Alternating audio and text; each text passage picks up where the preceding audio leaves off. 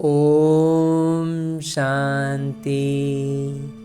ओम शांति बाबा।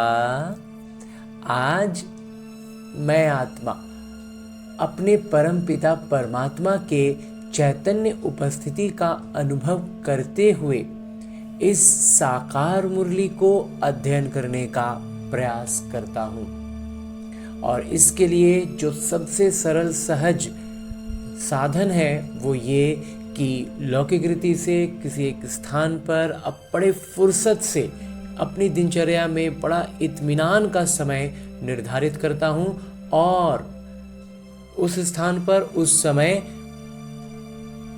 अपने मन बुद्धि को अपने सूक्ष्म शरीर के साथ लेकर चलता हूँ मधुबन की धरा पर, और उसमें भी खास उसी हिस्ट्री हॉल के उसी स्थान पर जहां साकार में बाबा ने ये मुरली चलाई थी। तो उस स्थान का अनुभव फुर्सत में पाते हुए जब हम पहुंचते हैं और जब अपने हाथों में मुरली को लेकर उसका अध्ययन शुरू करते हैं तो ऐसा अनुभव करते हैं कि मेरे बाबा मेरे सम्मुख हैं और वो अपने दिल की बात इसी मुरली में निहित करके मुझसे कह रहे हैं।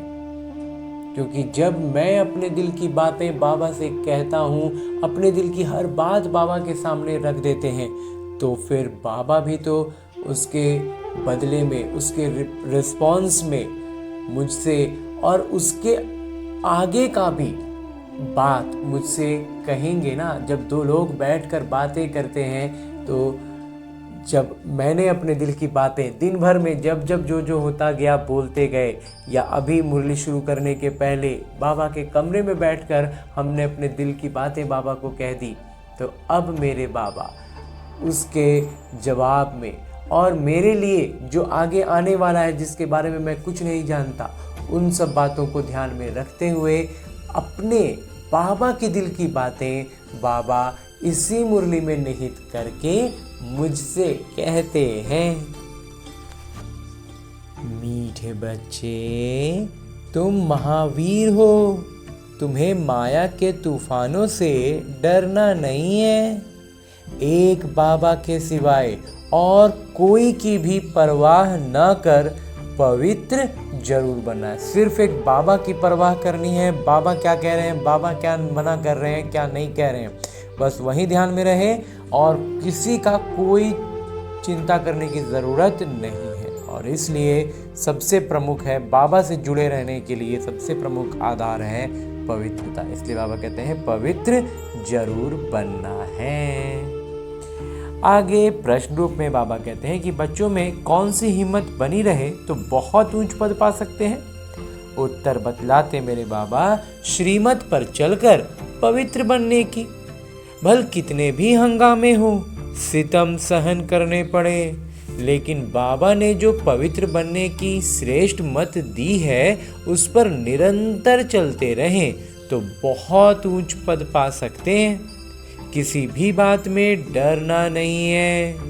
कुछ भी होता है, नथिंग न्यू, कुछ भी नया नहीं हो रहा है, कुछ भी अनोखा नहीं हो रहा, अजीब नहीं हो रहा है, सब पहले से ड्रामा में नूंद है।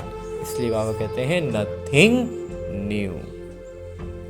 गीत है भोलेनाथ से निराला। ओम शांति। ये है भक्ति मार्ग वालों का गीत। ज्ञान मार्ग में गीत आदि की कोई जरूरत नहीं है, क्योंकि गाया हुआ है बाबा से हमें बेहद का वर्षा मिलना है। जो भक्ति मार्ग की रस्म रिवाज है वो इसमें नहीं आ सकती। भक्ति की रस्म रिवाज बाबा के ज्ञान में नहीं चलेगी। बच्चे कविता आदि बनाते हैं वो औरों को सुनाने के लिए, उसका भी अर्थ जब तक तुम न समझाओ तब तक कोई समझ ना सके। तो अब तुम बच्चों को बाबा मिले हैं तो खुशी का पारा चढ़ना चाहिए। बाबा ने 84 जन्मों के चक्र का ज्ञान भी सुनाया है, खुशी होनी चाहिए। हम अभी स्वदर्शन चक्रधारी बने हैं, बाबा से विष्णुपुरी का वर्षा ले रहे हैं। निश्चय बुद्धि ही विजयंती है। जिनको निश्चय होता है वो सतयुग में तो जाएंगे। बाबा कहते हैं जिनको पूरा निश्चय है ना वो सतयुग में जाएंगे, इतना तो उनसे पुरुषार्थ हो ही जाएगा। इस स्तर पर उनका स्थिति होगी, आत्मिक स्थिति की, वो सतयुग के लायक हो ही जाएंगे। तो बच्चों को सदैव खुशी रहनी चाहिए। Follow father. बच्चे जानते हैं निराकार शिव बाबा ने जब से इनमें प्रवेश किया है तो बड़े हंगामे हुए, पवित्रता पर बड़े झगड़े चले। बच्चे बड़े होते कहेंगे जल्दी शादी करो। बच्चे बड़े होते हैं तो शादी के लिए बकाते हैं, शादी बगैर काम कैसे चलेगा। भल मनुष्य गीता पढ़ते हैं परंतु उससे समझते कुछ नहीं। सबसे ज़्यादा बाबा को अभ्यास था, सबसे ज़्यादा गीता और ये सब का अभ्यास जो है बाबा को, ब्रह्मा बाबा को बहुत था। एक दिन भी गीता पढ़ना मिस नहीं करते थे। जब मालूम पड़ा गीता का भगवान शिव है, नशा चढ़ गया। हम तो विश्व के मालिक बनते हैं। ये तो शिव भगवान वाच है। फिर पवित्रता का भी बड़ा हंगामा हुआ। इसमें बहादुरी चाहिए ना। तुम हो ही महावीर महावीरनी, सिवाय एक के और कोई की परवाह नहीं। पुरुष है रचता, रचता खुद पावन बनते हैं तो रचना को भी पावन बनाते हैं। बस इस बात पर भी बहुतों का झगड़ा चला। बड़े बड़े घरों से निकल आए, कोई की परवाह नहीं की। जिनकी तकदीर में नहीं है तो समझे भी कैसे। पवित्र रहना है तो रहो, नहीं तो जाकर अपना प्रबंध करो। इतनी हिम्मत चाहिए ना। बाबा के सामने कितने हंगामे हुए। बाबा लौकिक में भी कहते हैं कि परिवार में बच्चों में कहते हैं कि कैसे रहेंगे, तो बाबा कहते हैं पवित्र रहना है तो रहो, नहीं तो जाओ अपना प्रबंध करो। और इस बात को लेकर के कितने हंगामे हुए यज्ञ की स्थापना में। बाबा के सामने कितने हंगामे हुए। बाबा को कभी रंज हुआ देखा? बाबा कभी उन सब बातों में कभी उलझे? कभी नहीं। अमेरिका तक अखबारों में निकल गया। इतना बड़ा हंगामा हुआ था। बाबा कहते हैं नथिंग न्यू, कुछ भी ये नया नहीं। हमें लगा है कितना क्या, बाबा कहते हैं तो हर बार होता है। तो ये तो कल्प पहले मुआफिक होता है, इसमें डरने की क्या बात है। हमको तो अपने पास बाबा से वर्षा लेना है, अपनी रचना को बचाना है। बाबा जानते हैं सारी रचना इस समय पतित है, मुझे ही सबको पावन बनाना है। बाबा को ही सब कहते हैं हे पतित पावन, मुक्ति दाता आइए। तो उनको ही तरस पड़ता है, रहम दिल है ना। बाबा कहते हैं बुलाते हैं तो उनको तरस पड़ता है, रहम दिल है इसलिए ना। तो बाबा समझाते हैं बच्चे कोई भी बात में डरो मत, डरने से इतना ऊंच पद नहीं पा सकेंगे। माताओं पर ही अत्याचार होते हैं, ये भी निशानी है। द्रौपदी को नग्न करते थे, बाबा 21 जन्मों के लिए नग्न होने से बचाते हैं। दुनिया इन बातों को नहीं जानती। पतित तमो प्रधान पुरानी सृष्टि भी बननी ही है। हर चीज़ नई से फिर पुरानी जरूर होनी है। पुराने घर को छोड़ना ही पड़ता है। नई दुनिया स्वर्णिम युग, पुरानी दुनिया लौह युग। सदैव तो रह न सके, तो आप कहते हैं ये चक्र चलने का है, तो कोई भी युग सदैव तो रहेगा नहीं। तुम बच्चे जानते हो ये सृष्टि चक्र है। देवी देवताओं के राज्य की फिर से स्थापना हो रही है। बाबा भी कहते हैं फिर से तुमको गीता ज्ञान सुनाता हूँ। यहाँ रावण राज्य में दुख है। राम राज्य किसको कहा जाता है ये भी कोई समझते नहीं। बाबा कहते हैं मैं स्वर्ग अथवा राम राज्य की स्थापना करने आया हूँ। तुम बच्चों ने अनेक बार राज्य लिया और फिर गंवाया है, ये सबकी बुद्धि में है। 21 जन्म सतयुग में हम रहते हैं, उसको कहा जाता है 21 पीढ़ी। अर्थात जब वृद्ध अवस्था होती है तब शरीर छोड़ते हैं। अकाले मृत्यु कभी होती नहीं। अब तुम जैसे त्रिकालदर्शी बन गए हो। तुम जानते हो शिव बाबा कौन है। शिव के मंदिर भी ढेर बनाए हैं, मूर्ति तो घर में भी रख सकते हो ना, परंतु भक्ति मार्ग की भी ड्रामा में नूंद है। और कहते भक्ति में कायदे नियम, भक्ति ही ऐसी थी कि भटक रहे थे, बुद्धि से काम लिया जाए। श्री कृष्ण की अथवा शिव की मूर्ति घर में भी रख सकते हैं, चीज तो एक ही है, फिर इतना दूर दूर क्यों जाते हैं? क्या उनके पास जाने से श्री कृष्णपुरी का वर्षा मिलेगा? अभी तुम जानते हो, जन्म जन्मांतर हम भक्ति करते आए हैं। रावण राज्य का भी भवका देखो कितना है, ये है पिछाड़ी का भवका। राम राज्य तो सतयुग में था, वहाँ ये विमान आदि सब थे, फिर ये सब गुम हो गए। बाबा कहते हैं उस समय भी टेक्नोलॉजी जो है ना सुपर लेवल का होगा और एकदम सतो प्रधान होगा। तो अभी का हर टेक्नोलॉजी में विकार घुसा हुआ है, हर चीज़ में लॉक होता है, रिचार्ज होता है। उस समय इस तरह का कुछ नहीं होगा, सब चीज़ खुशनुमा होगा, स्वतंत्र होगा। वो वाला अभी सब बाबा कहते हैं गुम हो गए। फिर इस समय ये सब निकले हैं, अभी लास्ट में फिर निकला है, लेकिन अभी तमो प्रधान अवस्था में है। हर चीज़ में पैसा से उसको जोड़ दिया गया है, लॉक लगा दिया गया है। अभी ये सब सीख रहे हैं, जो सीखने वाले हैं वो संस्कार ले जाएंगे। तो मूल चीज़ क्या है? टेक्नोलॉजी। बाबा कहते हैं टेक्नोलॉजी का संस्कार आत्मा में रह जाएगा, जो वहाँ चले जाएंगे। बाबा कहते हैं संस्कार लेकर जाएंगे, वहाँ आकर फिर विमान बनाएंगे। ये भविष्य में तुमको सुख देने वाली चीज़ें हैं। तो वो सारी चीज़ें तो सुख, जो टेक्नोलॉजी से जो सुख सुविधाएं हमें मिलती हैं, तो वो तो हमें आराम देगा ना। तो इसलिए वो टेक्नोलॉजी बाबा कहते हैं वहाँ होगा, और बहुत सुपर क्वालिटी का होगा। ये साइंस फिर तुमको काम आएगी। अभी ये साइंस दुख के लिए है, फिर वहाँ सुख के लिए होगी। तो यहाँ अवस्था तमो प्रधान है ना, तो ये दुख देने का कारण बन रहा है, और वहाँ जब जाएगा तो वो सुख देने का कारण बनेगा। अभी स्थापना हो रही है, बाबा नई दुनिया के लिए राजधानी स्थापन करते हैं, तो तुम बच्चों को महावीर बनना है। बाबा हमारे लिए इतना कुछ कर रहे हैं, तो हमें भी तो महावीर बनना है ना। दुनिया में ये थोड़े ही कोई जानते हैं कि भगवान आए हुए हैं। बाबा कहते हैं गृहस्थ व्यवहार में रहते कमल फूल समान पवित्र रहो, इसमें डरने की बात नहीं। करके गाली देंगे, गाली तो इनको भी बहुत मिली। बाबा कहते कोई बहुत होगा तो क्या होगा, कुछ अपशब्द कहेंगे, तो अपशब्द तो बाबा ब्रह्मा बाबा को भी इतना सुनने को मिला।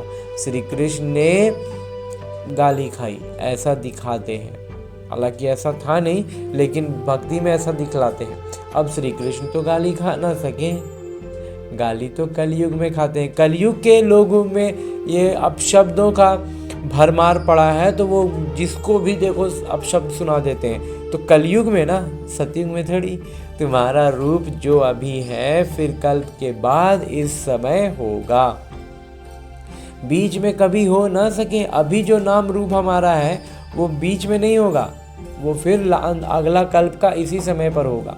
जन्म दर जन्म फीचर्स बदलते जाते हैं, तो हर जन्म में कुछ ना कुछ बदल ही होते जाएगा। ये ड्रामा बना हुआ है, 84 जन्मों में जो फीचर्स वाले जन्म लिए हैं वही लेंगे।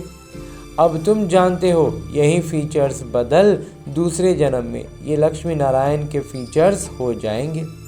और कहते हैं अब तुम जानते हो कि ये जो यही जो फीचर्स हैं वो बदल करके दूसरे जन्म में हमारा क्या होगा, वास्तव में हमारा संस्कार ही बदल जाएगा ना, तो हम लक्ष्मी नारायण के फीचर्स वाले हो जाएंगे। तुम्हारी बुद्धि का अब ताला खुला हुआ है, ये है नई बात। बाबा भी नए, बातें भी नई। ये बातें किसी की समझ में जल्दी नहीं आती, जब तकदीर में हो तब कुछ समझें। बाकी महावीर उनको कहा जाता है जो कितने भी तूफान आए हिले नहीं। बाबा कहते हैं महावीर का मतलब क्या, जो कितना भी तूफान आए उसमें हिले नहीं। अब भी वो अवस्था हो ना सके। बाबा कहते हैं वो अवस्था अभी तो नहीं हो पाएगा, लेकिन होनी है जरूर। महावीर कोई तूफान से डरेंगे नहीं। महावीर का मतलब कोई तूफान में डरेंगे नहीं। बाबा कहते हैं वो अवस्था पिछाड़ी में होनी है, अंत में वो अवस्था पहुंचेगी जब हम हमेशा लगातार अभ्यास में लगे रहेंगे। इसलिए गाया हुआ है, अतीन्द्रिय सुख गोप गोपियों से पूछो। बाबा आए हैं तुम बच्चों को स्वर्ग का लायक बनाने। कल पहले मिसल नर्क का विनाश तो होना ही है। सतयुग में तो एक ही धर्म होगा, चाहते भी हैं वननेस, एक धर्म होना चाहिए। ये भी किसी को पता नहीं है कि राम राज्य रावण राज्य अलग अलग है। इसको भी सबको भी समझते नहीं है, सबको एक ही साथ समझते हैं कि सब समय था। अब बाबा में पूरा निश्चय है तो श्रीमत पर चलना पड़े। हर एक की नफ्स देखी जाती है, उस अनुसार फिर राय भी दी जाती है। बाबा कहते हैं हर एक को श्रीमत पर चलना है, लेकिन सब नंबरवार हो जाते हैं। तो बाबा कहते हैं नफ्स देखना होता है और उसी अनुसार राय दी जाती है। बाबा ने भी बच्चों को कहा, अगर शादी करनी हो तो जाकर करो। बहुत मित्र संबंधी आदि बैठे हैं, उनको शादी करा देंगे। फिर कोई ना कोई निकल पड़ा, फिर कोई बच्चे थे जो निकले भी। तो हर एक की नब्ज देखी जाती है। पूछते हैं, बाबा ये हालत है, हम पवित्र रहना चाहते हैं, हमारे संबंधी हमको घर से निकालते हैं, अब क्या करना है? अरे ये भी पूछते हो? पवित्र रहना है, बाबा से क्या पूछना? बाबा ने तो श्रीमत दे दिया कि पवित्र रहना है। अगर नहीं रह सकते हो तो जाकर शादी करो।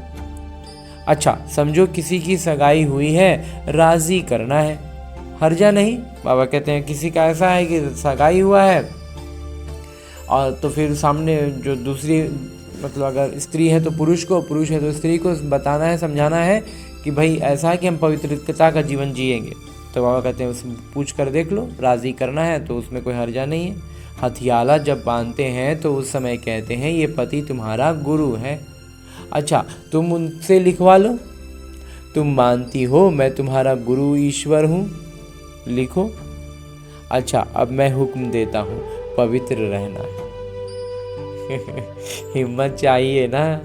बाबा कहते हैं कि अगर पुरुष हो तो समाज की ऐसी व्यवस्था रही शुरू से, अब तो खैर बहुत ये भी ख़त्म हो गया, लेकिन कुछ समय तक साकार बाबा तक में ये था कि पति से मतलब सगाई हुई ना तो बाबा कहते हैं उसको बोला जाता था, स्त्री को बुद्धि में ये बात डाली जाती थी कि ये तुम्हारा पति है, ये तुम्हारा ईश्वर है, तुम्हारा गुरु है, तुम्हारा सब कुछ है।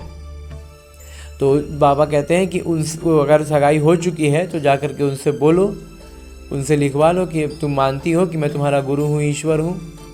तो अगर वो कहें कि हाँ तो फिर बोलो कि मैं हुक्म देता हूँ कि आप पवित्र रहना है। लेकिन इतना करने के लिए हिम्मत चाहिए खुद में भी, मंजिल बहुत भारी है, प्राप्ति बहुत ज़बरदस्त है। बाबा कहते हैं अगर ऐसा करते हैं ना तो भारी तो लगेगा कि खुद से हम कहें कि हम पवित्र रहेंगे, और लेकिन मुश्किल लगेगा, भारी लगेगा, लेकिन प्राप्ति जो उसके बदले में बाबा देंगे वो बहुत ज़बरदस्त है। काम की आग तब लगती है जब प्राप्ति का पता नहीं है। बाबा कहते हैं काम अग्नि में तब जलते हैं ना जब मालूम नहीं है कि आगे क्या होना है, आगे क्या मिलना है।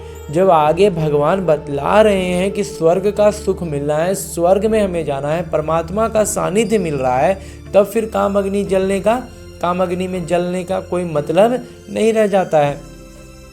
बाबा कहते हैं इतनी बड़ी प्राप्ति होती है तो अगर एक जन्म पवित्र रहे तो क्या बड़ी बात है। हम तुम्हारे पति ईश्वर हैं, हमारी आज्ञा पर पवित्र रहना पड़ेगा। बाबा युक्तियाँ बता देते हैं। भारत में ये कायदा है, स्त्री को कहते हैं तुम्हारा पति ईश्वर है। ये सामाजिक व्यवस्था ऐसी है कि इसमें पति को बहुत श्रेष्ठ बताया जाता था। तो उसके अनुसार बाबा कहते हैं कि जो भी अगर समाज में पुरुष का किरदार निभा रही आत्मा है तो वो अपनी पत्नी को अगर शादी भी हुई नहीं है तो उनको पहले अगर हुई है तो उनको एकदम सीधा इस तरह का युक्ति से समझा सकते हैं। तो उनकी आज्ञा में रहना है, पति तुम्हारा ईश्वर है और जो पति बोलेंगे वो तुमको करना है, इस तरह का धारणा होती थी।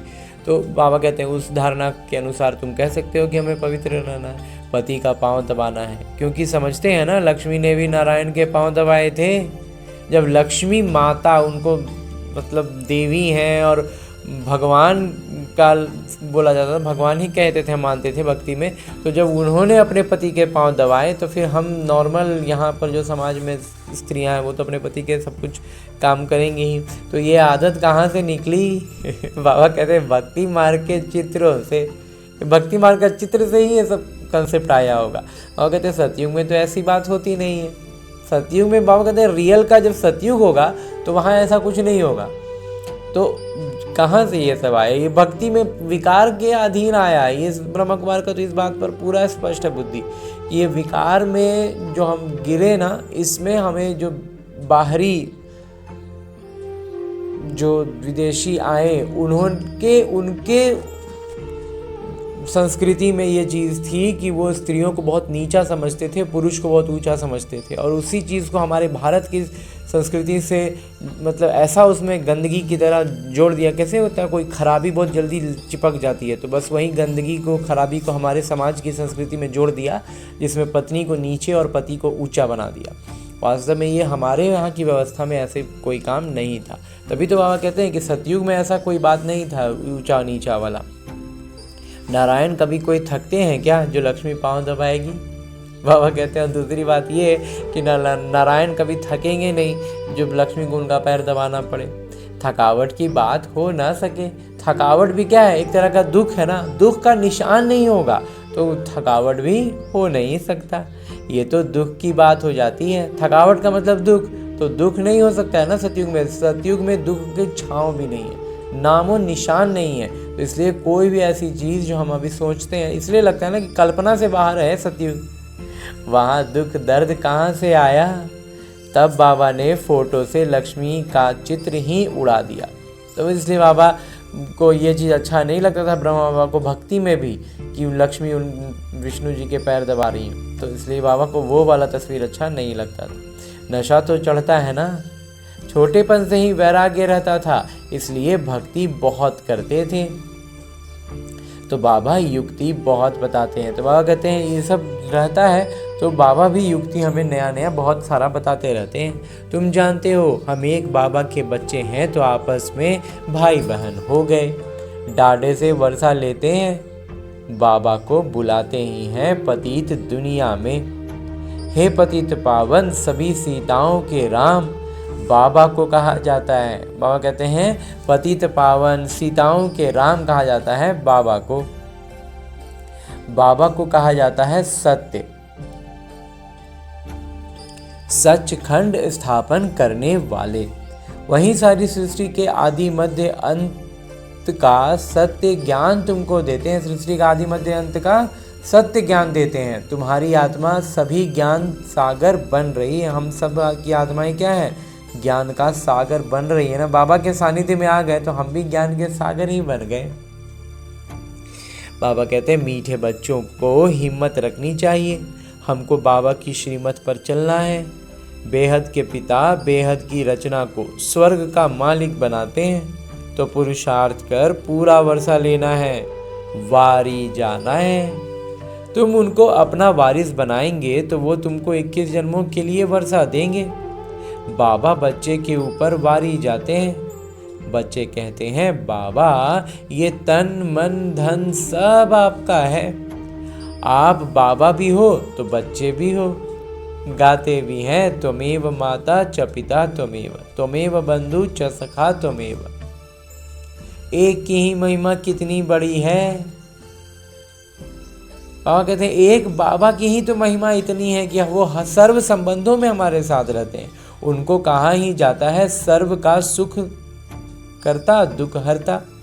सतयुग में 5 तत्व भी सुख देने वाले होते हैं। वहाँ का प्रकृति भी 5 तत्व भी सुख देने वाला होगा। अभी वो भी तमो प्रधान हो गया है तो उनसे भी दुख ही हो जाता है। कलयुग में 5 तत्व भी तमो प्रधान होने के कारण दुख देते हैं। वहाँ तो है ही सुख। ये ड्रामा बनाया है। तुम जानते हो ये वही 5000 वर्ष पहले वाली लड़ाई है। अभी स्वर्ग की स्थापना हो रही है तो बच्चों को सदैव खुशी में रहना चाहिए। भगवान ने तुमको गोद लिया है, फिर तुम बच्चों को बाबा श्रृंगारते भी हैं, पढ़ाते भी हैं। अच्छा मीठे मीठे सिकिलते बच्चों प्रति माता पिता बाबा का याद प्यार और आशीर्वाद। रूहानी बाबा की रूहानी बच्चों को नमस्ते। हम रूहानी बच्चों की ओर से रूहानी माता पिता को याद प्यार और प्रणाम। धन्यवाद बाबा, धन्यवाद। मुरली के लिए भी धन्यवाद और इस अनूठे अलौकिक ब्राह्मण जीवन के लिए भी बहुत बहुत बहुत धन्यवाद बाबा, बहुत धन्यवाद। आगे आज की मुरली से लिए गए वो प्रमुख बिंदु हैं जिन्हें हमें अपने ब्राह्मण जीवन में धारण करने हैं। और ब्राह्मण सो फरिश्ता, फरिश्ता सो देवता बनना है। उसके लिए जो सबसे पहली बिंदु है वो है सदा बाबा समान बनने की हिम्मत रखनी है, बाबा पर पूरा वारी जाना है। दूसरा है किसी भी बात में डरना नहीं है, पवित्र जरूर बनना है। कोई भी बात हो, कुछ भी हो, पवित्रता पर कॉम्प्रोमाइज नहीं करना है, पवित्रता तो रखनी ही है। आगे पीछे बाबा कहते हैं किसी भी परिस्थिति से डरो मत, बाबा साथ हैं। पवित्रता पर है ना तो बाबा साथ हैं। और आगे मेरे बाबा वरदान दे रहे हैं। वरदान देते हुए मेरे बाबा कहते हैं समस्याओं को चढ़ती कला का साधन अनुभव कर सदा संतुष्ट रहने वाले शक्तिशाली भव। बाबा कहते हैं समस्याओं को ना अपनी चढ़ती कला का एक सीढ़ी समझो। तो ऐसा अनुभव जब करेंगे ना तो हम क्या होंगे, हमेशा संतुष्ट रहेंगे। तो समस्याओं से ही तो हम विचलित होते हैं, अगर उसी को हम अपना सीढ़ी समझ लिए तो फिर तो हम संतुष्ट रहेंगे। और संतुष्ट हो गए तो परमात्मा शक्तियों की जागृति का अनुभव तो रहना ही है, इसलिए हम शक्तिशाली भी हो जाएंगे। विस्तार से बाबा कहते हैं जो शक्तिशाली आत्माएं हैं वो समस्याओं को ऐसे पार कर लेती हैं जैसे कोई सीधा रास्ता सहज ही पार कर लेते हैं। समस्याएं उनके लिए चढ़ती कला का साधन बन जाती हैं। हर समस्या जानी पहचानी अनुभव होती है। वे कभी भी आश्चर्यवत नहीं होते बल्कि सदा संतुष्ट रहते हैं। मुख से कभी कारण शब्द नहीं निकलता, लेकिन उसी समय कारण को निवारण में बदल देते हैं। और कहते हैं कभी भी कोई भी परिस्थिति आए, कुछ भी आए ना, आश्चर्य की जो आदत है ना हमारी पुरानी, तो अब बाबा का ज्ञान में हम इतना निपुण होते जा रहे हैं ना कि अब हमारे बुद्धि में वो आश्चर्य वाला भावना आएगा ही नहीं, उस तरह के संकल्प आएंगे ही नहीं। तो आप कहते हैं कभी भी वो आश्चर्यवत नहीं होते बल्कि संतुष्ट रहते हैं। मुख से कभी कोई कारण, ये कारण हो गया, वो कारण हो गया, ऐसे ना हो गया, वैसे ना हो गया, ये सब नहीं रहेगा। उनसे हमेशा वो कारण को निवारण में बदल देते हैं। तभी तो हम शक्तिशाली आत्मा होंगे ना। हाँ जी बाबा। और आगे स्लोगन है, मुरली का उपदेश है स्वस्थिति में स्थित रहकर सर्व परिस्थितियों को पार करना ही श्रेष्ठता है। बाबा कहते हैं स्वस्थिति को क्या करना है, में स्थित रहना है और सर्व परिस्थितियों को पार कर जाना है अपनी स्वस्थिति के साथ। तो वही हो गई हमारी श्रेष्ठता। हाँ जी बाबा। और आगे मातेश्वरी जी के अनमोल महावाक्य, आज फिर हमें मम्मा की मीठी बात सुनने को मिल रही है। मम्मा कहती हैं कि परमार्थ से व्यवहार स्वतः सिद्ध होता है। और विस्तार से मम्मा कहती हैं कि भगवान वाच है कि तुम मेरे द्वारा परम अर्थ को जानने से मेरे परम पद को प्राप्त करेंगे। अर्थात परमार्थ को जानने से व्यवहार सिद्ध हो जाता है। देखो देवताओं के आगे प्रकृति तो चरणों की दासी होकर रहती है। ये 5 तत्व सुख स्वरूप बन मन इच्छित सेवा करते हैं। तो इस समय देखो मन इच्छित सुख न मिलने के कारण मनुष्य को दुख अशांति प्राप्ति होती रहती है, दुख अशांति प्राप्त हो रहा है। सतयुग में तो ये प्रकृति बाअदब रहती है। देखो देवताओं के जड़ चित्रों पर भी इतने हीरे जवाहरात लगाते हैं, तो जब चैतन्य में प्रत्यक्ष होंगे तो उस समय कितने वैभव होंगे। इस समय मनुष्य भूख मरते हैं और जड़ चित्रों पर करोड़ों रुपए खर्च कर रहे हैं। तो यहाँ तो ये क्या फर्क है। जरूर उन्होंने ऐसे श्रेष्ठ कर्म किए हैं, तभी तो उनको यादगार बने हुए हैं। उनका पूजन भी कितना होता है।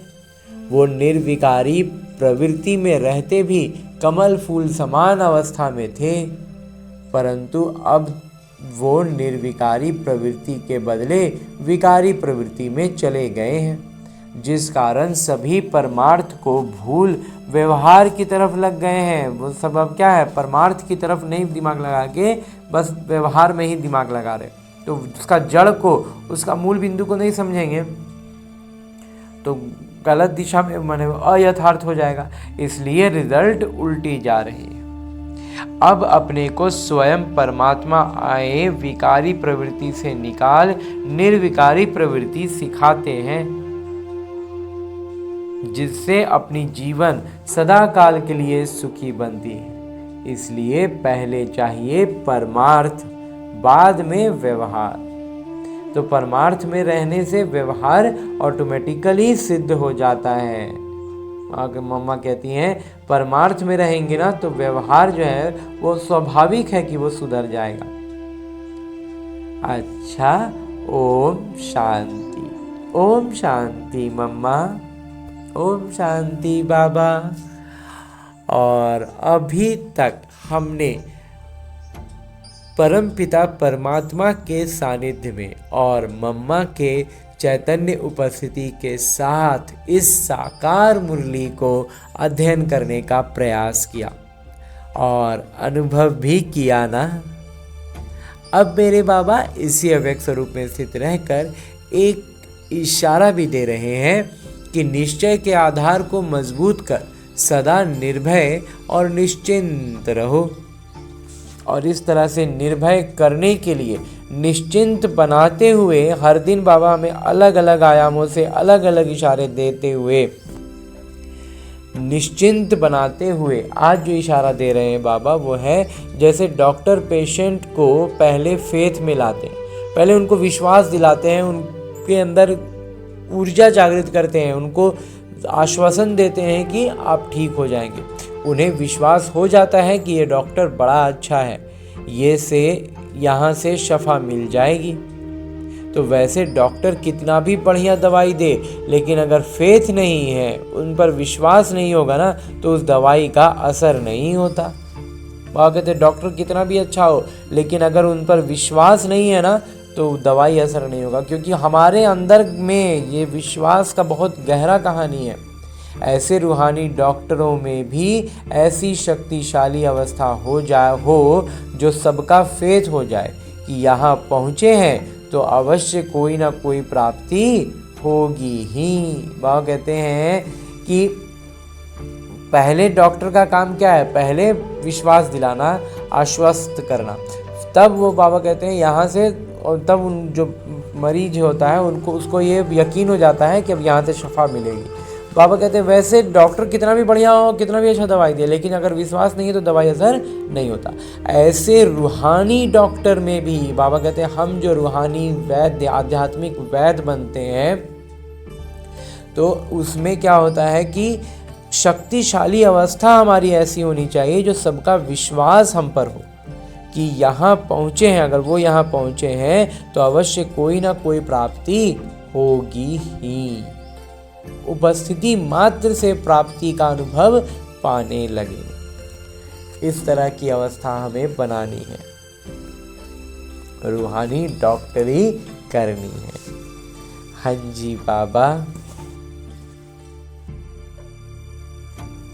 और अब हमने परमपिता परमात्मा का इतना श्रेष्ठ ज्ञान मुरली को उनकी चैतन्य उपस्थिति में अध्ययन किया, उनसे वरदान प्राप्त किया।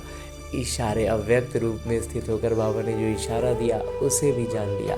अब हमें करना क्या है, हमें अपने इस लक्ष्य को याद रखना है कि हमें लक्ष्मी नारायण बनना है, विश्व महाराजा बनना है। तो करना क्या है, इन सारी ज्ञान की बातों को वास्तविक जीवन में अपनाना है। और ये वास्तविक जीवन भी कहना एक तरह से गलत होगा, क्योंकि ये जो मेरा लौकिक जीवन है ये बस और बस मेरे अभ्यास के लिए है।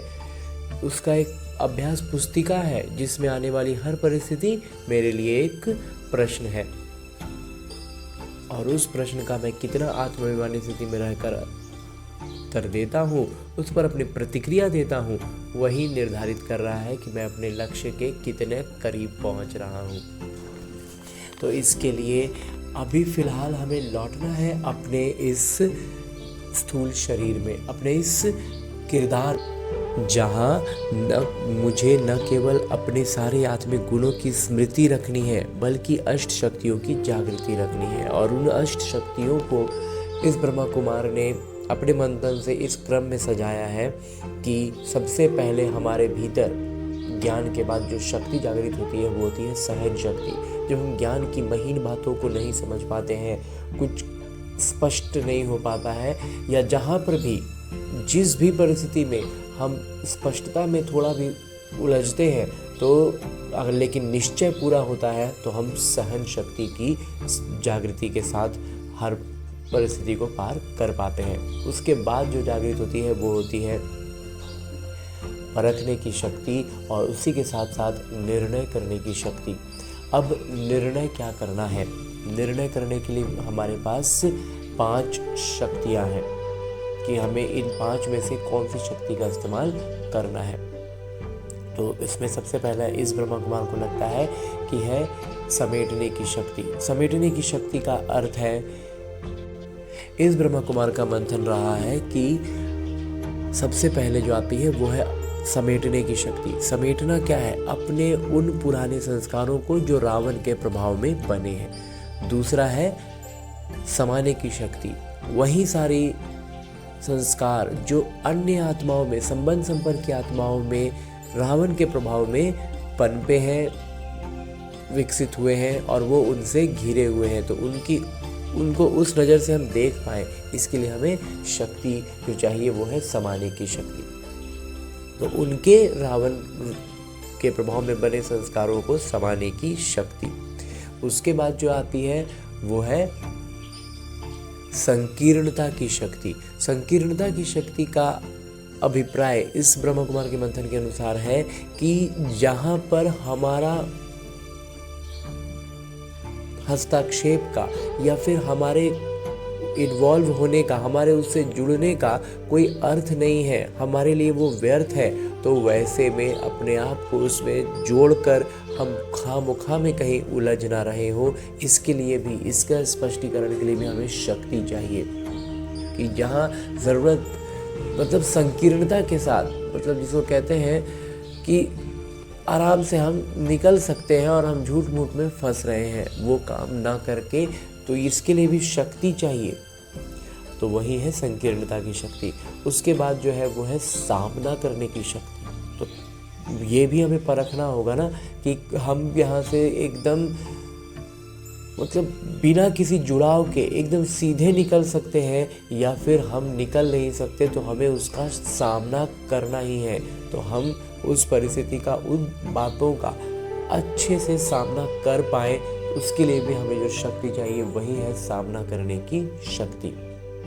और उसके बाद जो एक शक्ति है उसका नाम है सहयोग की शक्ति। सहयोग की शक्ति का अर्थ है कि जब हम अपने सारे गुणों और शक्तियों से खुद को भरपूर अनुभव करते हैं, सारी शक्तियों की जागृति के साथ होते हैं, तब हम अन्य आत्माओं को सहयोग दे सकते हैं। यूँ तो हम यहाँ गलती ये करते हैं कि आज हमने पहला ज्ञान समझा और हम दूसरों को बताते हैं, तो ये बहुत खुशी और उमंग उत्साह के लिए ठीक है, लेकिन दूसरों को बताने में अगर हम पीछे हो रहे हैं, हम फिसल रहे हैं, वो हमें खींच ले रहे हैं, तो इसका मतलब है कि हम सहयोग की शक्ति से भी निपुण नहीं हुए हैं। तो जब तक हम खुद का पाँव अच्छे से न जमा ले, हम बाढ़ में किसी बह रहे या व्यक्ति को लौकिक तौर पर अगर उदाहरण के रूप में देखें तो किसी को बहता हुआ क्यों हम रोकें और खुद ही हमारे पाँव जमे नहीं है, हमने खुद को रस्सी से कोई चीज़ से बांधा नहीं है, तो फिर हम दूसरों को मदद नहीं कर सकते हैं, हम खुद ही बहने लग जाएंगे। तो इसलिए हमें इस बात का स्मृति रखनी है, इस शक्ति को भी समझना है। तो इस तरह की अष्ट शक्तियों की जागृति के साथ सारे सातों आत्मिक गुणों को स्मृति में रखते हुए सारी प्रतिक्रियाएं हमारे इसी अनुसार हो, ऐसा अभ्यास करने के लिए लौटते हैं अपने इस किरदार में, अपने स्थूल शरीर में। अच्छा, ओम शांति।